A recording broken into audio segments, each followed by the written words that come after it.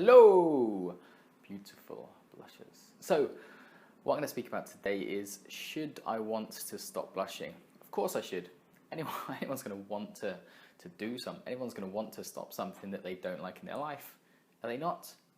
Well, let's look at it firstly, because after speaking to a few people recently, people can place too much of an emphasis on that is their outcome. That my outcome is to stop blushing, and there's no other way in the world to deal with it apart from that. But let's be honest, if you were comfortable with blushing, if blushing had no negative impact on your life at all, if you could blush but still be yourself and express yourself and feel completely fine and comfortable, would your skin turning red, would more blood being an extremity of your facial tissue, would that really be an issue in your life? And of course it wouldn't. So it's really important to open your mind and to realize that focusing on stopping blushing is not always the most empowering approach. And very often when people do focus on stopping blushing, it actually is counterproductive. So it does the very opposite to what they want. Because when you focus on that as your outcome, what you're missing is the process to get there. So you can focus on the outcome, and the more you want the outcome, the less you're focused on actually the steps you need to take to get there. And within neurology, it can actually be a massive hindrance. Because if I focus on hating something more than anything else, now where's that going to be stored in my brain firstly?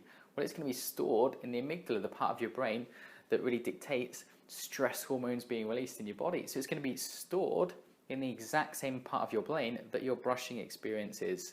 So you're going to store your want to get rid of blushing and attach that, all the feelings, emotions you have towards blushing and your want to get rid of it. It's going to be a stressful response. So you're adding that stressful response to the blushing stressful response you already have. When if you look at the opposite, if you were comfortable with the thought of blushing, comfortable with the emotion of blushing, comfortable with the physical sensations of blushing, comfortable with being assertive when you blush, it's going to lead completely different emotions towards that experience. And it's much more likely to make you feel more comfortable, with all those things. So, very often I speak to people and they've got quite a rigid, or, they really make it black or white, where I want to stop blushing, I want to stop blushing, I want to stop blushing. Well, it's not always the best approach to have that in mind. Keep in mind what you specifically want. Make it really specific. Do you want to be able to be assertive when you blush? Do you want to be able to reduce the intensity of your blushing? That's something you can do. Do you want to be able to reduce the frequency of your blushing? That's something you can do. And do you want to, feel more comfortable when you do blush?